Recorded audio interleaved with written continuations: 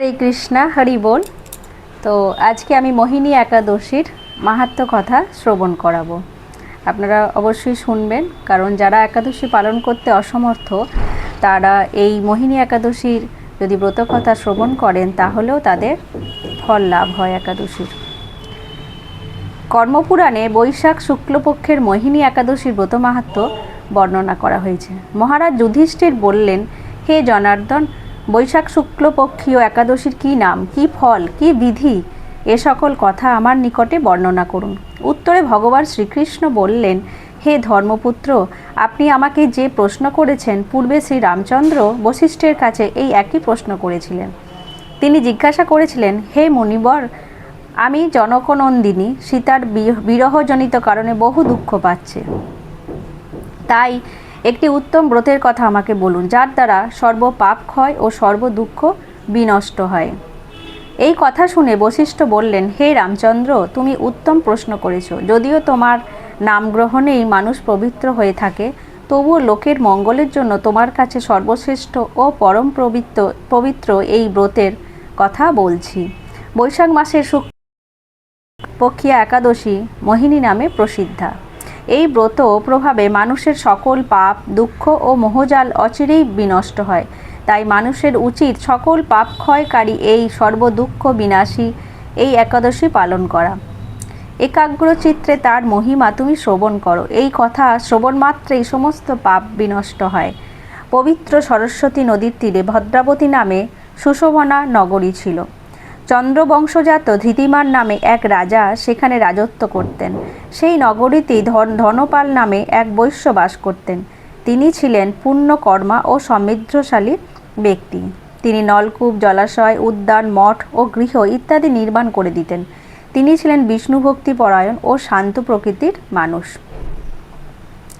সুমনা, দ্যুতিমান, মেধাবী, সুকৃতি ও ধৃষ্টবুদ্ধি নামে তার 5 জন পুত্র ছিল। পঞ্চম পুত্র ধৃষ্টবুদ্ধি ছিল অতি দুরাচারী। সে সর্বদা পাপ কার্যে লিপ্ত থাকত। পরস্ত্রী সঙ্গী, বেশ্যাসক্ত, লম্পট ও দ্রুতক্রিয়া প্রভৃতির পাপে সে অত্যন্ত আসক্ত ছিল। দেবতা, ব্রাহ্মণ ও পিতামাতার সেবায় তার একেবারেই মতি ছিল না। সে অন্যায় কাজে রত, দুষ্ট স্বভাব ও পিতৃধন ক্ষয়কারক ছিল।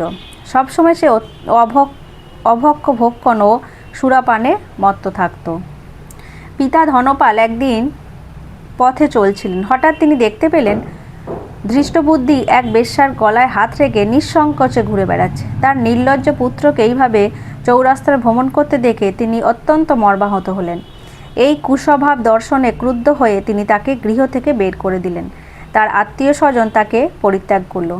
সে তখন নিজের অলঙ্কার আদি বিক্রি করে জীবনযাপন করত। কিন্তু এইভাবে চলার পর অর্থাভাব দেখা দিল। ধনহীন দেখে সেই বেশ্যাগণও তাকে পরিত্যাগ করল।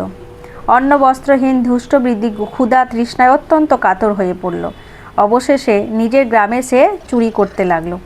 একদিন রাজপ্রহরী তাকে করল, কিন্তু পিতার সম্মানার্থে তাকে মুক্ত করে দিল। এইভাবে করল ও কারাগারে বন্ধ করে রাখলেন। বিচারে সে কারাগারের পর অনন্য উপায় ধৃষ্টবুদ্ধি বনে প্রবেশ করল।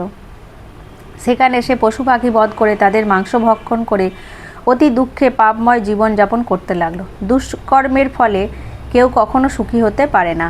তাই সেই ধৃষ্টবুদ্ধি দিবারাত্রি জর্জরিত ছিল। এইভাবে অনেক দিন অতিবাহিত হলো। কোনো পুণ্যকর্মে সহসা একদিন সে কৌণ্ডিল্য মুনির আশ্রমে উপস্থিত হলো। বৈশাখ মাসে ঋষিবর গঙ্গা স্নান করে আশ্রমের দিকে প্রত্যাবর্তন করছিলেন। শোকাকুল ধৃষ্টবুদ্ধি তার সম্মুখে উপস্থিত হলো। ঘটনাক্রমে ঋষির বস্ত্র হতে এক বিন্দু জল তার গায়ে পড়ল। সেই জলস্পর্শে তার সমস্ত পাপ দূর হলো। হঠাৎ তার শুভবুদ্ধির উদয় হলো। ঋষির সামনে সে কৃতাঞ্জলি পুটে প্রার্থনা করতে লাগলেন, হে ঋষি শ্রেষ্ঠ, যে পুণ্য প্রভাবে আমি এই ভীষণ দুঃখ যন্ত্রণা থেকে মুক্তি লাভ করতে পারি তা কৃপা করে আমাকে বলুন। ঋষিবর বললেন, বৈশাখ মাসের শুক্লপক্ষে মোহিনী নামে যে প্রসিদ্ধ একাদশী আছে, তুমি সেই ব্রত পালন করো। এই ব্রতের ফলে মানুষের বহু জন্মার্জিত পর্বত সমান পাপরাশিও ক্ষয় হয়ে থাকে। মহামণি বশিষ্ঠ বললেন, কৌণ্ডিন্য ঋষির উপদেশ শ্রবণ করে প্রসন্ন চিত্তে ধৃষ্টবুদ্ধি সেই ব্রত পালন করলো। হে মহারাজ রামচন্দ্র, এই ব্রত পালনে যে নিষ্পাপ হলো, দিব্য দেহ লাভ করলো, অবশেষে গরুড়ে আহরণ করে সকল প্রকার উপদ্রবহীন বৈকুণ্ঠ ধামে সে গমন করলো। হে রাজন, ত্রিলোকে মোহিনী ব্রত থেকে আর শ্রেষ্ঠ ব্রত নেই। যজ্ঞ, তীর্থস্থান, দান ইত্যাদি কোনো পুণ্যকর্মই এই ব্রতের সমান নয়। এই ব্রত করার শ্রবণ কীর্তনে সহস্র গোদানের ফল লাভ হয়। তাহলে আপনারা বুঝতে পারছেন মোহিনী একাদশীর ব্রত মাহাত্ম্য কথা আপনারা শুনে কি বুঝছেন, কত মানে দুঃখ নাশক, কত পাপ নাশক এই পবিত্র একাদশী।